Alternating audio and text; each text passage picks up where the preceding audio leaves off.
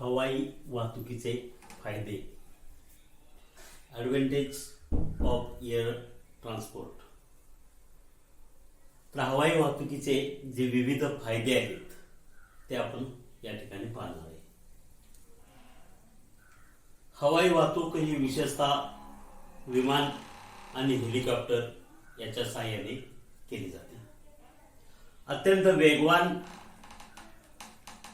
आणि अत्याधुनिक असं वाहतुकीचं साधन म्हणून हवाई वाहतुकीकडे पाहिलं जातं. विशेषतः प्रवासी वाहतूक करण्यासाठी देशांतर्गत व आंतरराष्ट्रीय वाहतुकीसाठी विमान सेवा मोठ्या प्रमाणात वापरली जाते. जलद गतीने वाहतूक करता येते आणि त्वरित एका ठिकाणाहून दुसऱ्या ठिकाणी अत्यंत तातडीचं जर काम असेल तरी पोहोचण्यासाठी ही वाहतूक उपयुक्त आहे. तसंच मौल्यवान वस्तू असतील, हलक्या वजनाने हलक्या, लहान आकाराने आणि मौल्यवान अशा वस्तू जर पोहोचवायच्या असतील तर अशा वस्तू वाहून नेण्यासाठी देखील विमानाचा वापर केला जातो किंवा हवाई वाहतुकीचा वापर केला जातो. त्याचबरोबर औषधे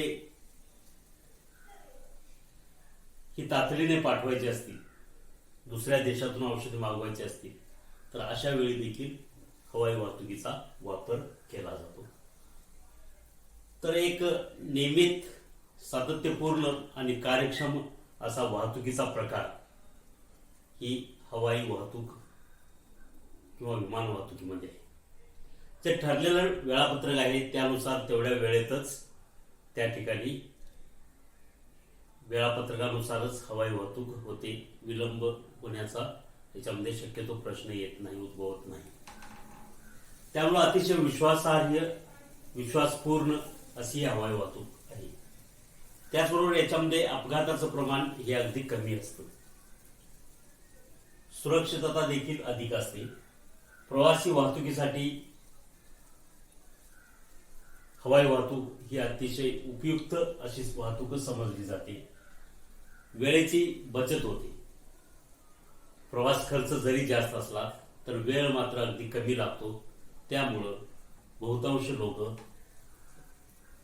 विशेषतः ज्यांच्याकडं वेळ अगदी कमी आहे, कमी वेळेत जास्तीत जास्त कामं करायचे आहेत, असे उद्योगपती किंवा उद्योजक किंवा कलाकार, सिने अभिनेते हे आपण पाहतो की ते विमानानेच प्रवास करतात किंवा हवाई वाहतुकीचाच वापर करतात.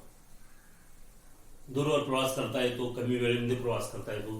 हे एक महत्वपूर्ण या हवाई वाहतुकीचं वैशिष्ट्य आहे. ज्या ठिकाणी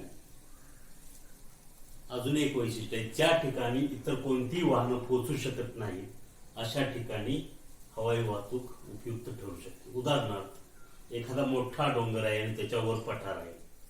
त्या ठिकाणी जर तुम्ही मोठं पठार असेल, त्या ठिकाणी जर विमान उतरण्याची किंवा हेलिकॉप्टर उतरण्याची हेलिपॅड तयार केलं तर त्या ठिकाणी इतर वाहनं, डोंगराच्या उंच शिखरावरती इतर वाहनं पोहोचू शकत नाहीत, पण त्या ठिकाणी मात्र अशा पद्धतीचं हेलिकॉप्टर त्या ठिकाणी पोहोचू शकतं. तर हे अशा पद्धतीने महत्वपूर्ण असं साधन आहे. नैसर्गिक आपत्ती आली तर अशा कंडिशनमध्ये जीवनावश्यक वस्तूंचा किंवा अत्यावश्यक वस्तूंचा पुरवठा करण्यासाठी देखील हवाई वाहतुकीचा उपयोग होतो. उदाहरणार्थ, महापूर आला, भूकंप झाला तर तेथील लोकांना त्यावेळेस जी मदत आहे ही मदत पोहोचवण्यासाठी काय केलं जातं, फुल पॅकेट वरून हेलिकॉप्टरमधून त्या लोकांना दिली जातात. तर अशा कंडिशनमध्ये नैसर्गिक आपत्तीच्या वेळेस किंवा आणीबाणीची परिस्थिती उद्भवली गेली तर त्या ठिकाणी ही हवाई वाहतूक उपयुक्त ठरते. आणि सगळ्यात महत्वाचं हवाई वाहतुकीचा एक फायदा आहे तो देशाच्या संरक्षण व्यवस्थेमध्ये हवाई वाहतुकीचं योगदान महत्वपूर्ण आहे. आपल्या देशाची संरक्षण व्यवस्था जी आहे ही जी संरक्षणासाठी वैमानिक जे विमान वापरतात आणि या विमानातून काय केलं जातं की जे शत्रू राष्ट्र आहेत त्यांनी जर आपल्यावर आक्रमण केलं तर तशाच पद्धतीने तोडीस तोड उत्तर देण्यासाठी अशा पद्धतीची हवाई वाहतूक देखील सज्ज असते. तर अशा पद्धतीने हवाई वाहतुकीचे हे फायदे आहेत. लिहून घ्या.